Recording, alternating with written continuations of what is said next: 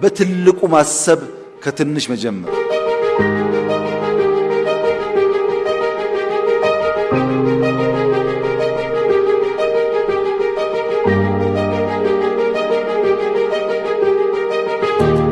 ሁሉም ኢኒሼቲቭ ጅማሮ አነስተኛ ነበር። በሂደት እየፈጠነ እየሰፋ እያደገ ጥራት እያረጋገጠ በሀገር ደረጃ ኢምፓክት የሚያመጣ ሆነ። አሁን ከጀመርናቸው ውስጥ ኮሪደር አሸልሟል፣ ግሪን ሌጋሲ አሸልሟል፣ ስንዴ አሸልሟል። አብዛኛው የኛ ኢኒሼቲቮች በዓለም አቀፍ ደረጃ ሪኮግናይዝ የተደረጉና ሽልማት ያሰጡ ናቸው።